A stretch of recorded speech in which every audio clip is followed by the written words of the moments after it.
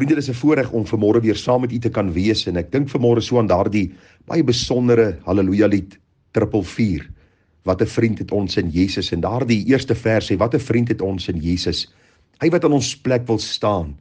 Wat 'n voorreg om gedurig tot God se troon deur hom te gaan. O, verbeer ons tog die vreugde. Ag, hoe dikwels lei ons smart, net omdat ons nie ons node uitstort in God se Vaderhart. Ek wil vanmôre vir u sê, vriende, dat die Here 'n vriend is soos geen ander vriend nie. Hy is die een wat vir ons nie net die voorbeeld kom stel het van hoe om te lewe te midde van 'n krom en verdraaide geslag nie, maar hy het ook vir ons die bittere prys betaal aan die kruis van Golgotha. Hy het die dood, die hel, die graf oorwin, hy het opgestaan, hy het opgevaar, en vanmôre tree hy vir ons in by die Vader. Hy noem ons naam voor die Vader. Deur sy Gees woon hy in ons. En daarom kan ons vanmôre sê, wat 'n vriend het ons in Jesus. En ag, ek bly dat u nie met smarte deurboor sal wees, omdat u nie in gebed na hierdie wonderlike vriend Jesus gaan nie. Ag, dit is noodsaaklik dat ons die tyd sal uitkoop, omdat die dae boos is. Dat ons tyd sal neem in die woord, tyd sal neem in gebed, en dat ons hierdie vriend Jesus, hierdie verlosser, hierdie meester, hierdie koning, hierdie Here sal ken, sodat ons kan wandel in die krag van sy opstanding, terwyl ons aan sy beeld gelyk word. Nou vriende, ons is tans besig met die reeks uit die boek Spreuke, en ons is nou by Spreuke 10, vers 13 en 14. U sal onthou, ons het 'n bietjie gister gepraat oor haatverwek twiste, maar liefde bedek al die oortredinge, wat 'n kosbare gedagte wat ons net nie in die woord van die Here gevind het nie. Vanmôre, op die lippe van die verstandige word wysheid gevind, maar die roede is vir die rug van die verstandlose. Die wyse lê kennis weg, maar die mond van die dwaas is 'n ondergang wat naby is. Ek het so een van die ander vertalings gaan so 'n bietjie bekyk, en daar staan, daar is wysheid in die woorde van een wat insig het. Sla is vir die wat nie hulle verstand gebruik nie. Vers 14, wyse mense loop nie te koop met hulle kennis nie. As 'n dwaas sy mond oopmaak, is sy ondergang naby. En u sal sien, vriende, ek het die tema van hierdie boodskapie van vanmôre gemaak, soek onderrigting by die wyses. Soek onderrigting by die wyses. En ag vriende, as ons kyk na die dag en tyd waarin ons onsself bevind, dan moet ons bely dat ons 'n gebrek aan wyse mense het. Jong mense, middeljarige en selfs ouer mense.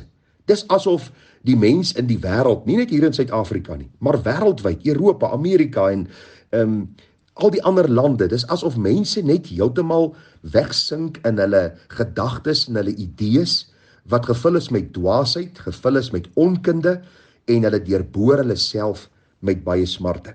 As ons kyk na die jeug van vandag, vriende, dan moet ons bely, ons sukkel om wyses onder hulle te vind. Ons beleef 'n tyd waar ons kinders se heroes hierdie rapsangers is, hierdie ouens wat 9 uit die 10 keer verslaaf is aan dwelms, aan drank, aan seksuele losbandigheid, hulle propageer dit in hulle liedere, dis ons kinders se heroes. Die YouTubers, mense wat vinnig ryk geword het, deur 'n paar slim idees dan op die sosiale media te plaas, en daardeur het hulle skatryk geword. Ons dink aan die Hollywood helde, wat ons kinders aanhang.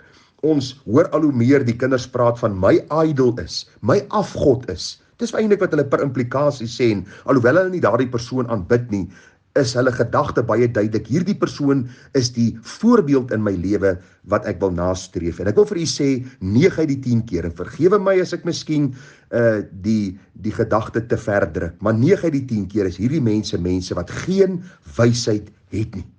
Hulle hoofuitgang van hulle lewe is eet, drink, geniet hierdie lewe, want môre sterf ons. En ag vriende, kinders van die Here behoort anders te wees. Kinders van die Here moet nie hulle wysheid soek by mense wat verslaaf is aan sonde, mense wat in seksuele losbandigheid leef, mense wat immoreel, bar, arrogant, verwaand is nie. Jy sien, dit is die samelewing, en dis hoe ons kinders groot word, en dis hoe ons kinders word. Daarom vind jy dat jong mense nie eens meer ordentlik kan hallo sê, of groet, of opstaan vir 'n ouer een, of 'n meisie laat voorstap, wanneer hulle by 'n vertrek ingaan nie. Elkeen dink van homself, asof hy hierdie koning, of hierdie idol is, omdat hulle die verkeerde wysheid volg, die verkore persone volg, en wil ek vir u sê, vriende, dat wysheid moet gevind word by die wyses. En wie is die wyses? Ek het dit nou vir u almal sonder taal gesê, dis hulle wat die Here liefhet, en die Here volg. Hulle wat insig verkry het deur die krag van die Heilige Gees vanuit die waarheid van God se woord. En ek wil vir u sê, ek het al kosbare, wyse, jong manne, middeljarige mense en ook ou mense gesien. Dis vir my so wonderlik as ek by die Shepherds Conferences kom. En ag vriende, ek was hierdie jaar, dink ek, my 20ste Shepherds Conference. En ek hoor van die jong manne preek en ek sien die insig wat God hulle gegee het. En 'n mens hang spreekwoordelik aan hulle lippe soos hulle die woord vir jou oopmaak en jy dank God vir jong mense wat nog bereid is om 'n standpunt in te neem in hierdie lewe en te sê, reg is reg, verkeerd is verkeerd en ons kies kant by die waarheid van God se woord en ons sal sy waarheid proklameer al sê die wêreld wat. Ek het al hoeveel keer, vriende, gepraat met jong mense by hierdie Shepherds Conferences, of hulle nou wit, of hulle nou swart, of hulle Indiër of Asiër is, maak nie saak nie, en jy dank die Here, dat daar nog mense is wat wysheid soek by wyse mense. Hulle het weer by ander wyses geleer, wat lief is vir die Here. Ek dink aan die Shepherd Seminary, hierdie kweekskool wat in Suid-Afrika begin is, waar jong manne en middeljarige manne opgelei word om predikante te word. Kosbare mense, en ek het getuienisse gehoor van hulle, party van hulle relatief jonk, en hoe die Here hulle uit die moddersluit van sonde kom trek het, en hoe hulle die wysheid van God se woord hoogag, en hierdie nederige wysheid ook uitlewe na ander mense. Jy sien, liefde vir God se woord, vriende, bring 'n wysheid in 'n mens se siel.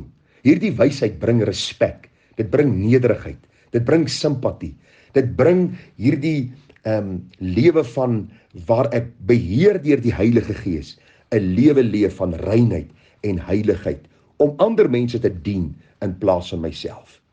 Nou aan die ander kant kom die Bybel en hy sê vir ons, die roede is vir die rug van die verstandlose. Ek moet vir u sê, hierdie het ek al meer as genoeg in my bediening gesien. Jong mense wat dink hulle is slim. Jong mense wat hulle ouers uitoorlê of probeer uitoorlê. Ouers wat ruggraatloos is om op te staan teenoor hulle kinders. En wat gebeur?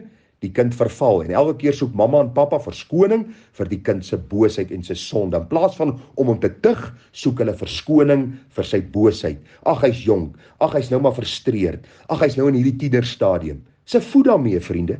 Ek het 'n verantwoordelikheid om hierdie kind na die wyses te vat, dat hy geonderrig sal word. In die huis van die Here, saam met wyse vriende, mense wat die Here liefhet en dien. Ek wil vir u sê, baie van hierdie kinders wat met dwaase vriende en met dwaase mense te doen gekry het, is mense wat vandag verslaaf is. Hulle sit in die tronk, hulle is in gebroke verhoudinge, hulle is mense wat vlugtelinge is, hulle is mense wat onrustig is in hulle siel, hulle bly soek, maar hulle vind nooit nie. Waarom? Want hulle soek nie wysheid by die wyses nie. Want die Bybel sê vir ons baie duidelik, die wyse lê kennis weg, maar die mond van die dwaas is 'n ondergang wat naby is. Ag vriende, gaan kyk maar na iemand wat wys is. 'n Wyse mens praat wanneer dit nodig is. En as hy 'n antwoord gee, dan antwoord hy met gesag. Hy antwoord met autoriteit. Waarom? Want die bron van sy wysheid, die fontein van lewe, is die Here self, wat vanuit die waarheid van sy woord met ons kommunikeer.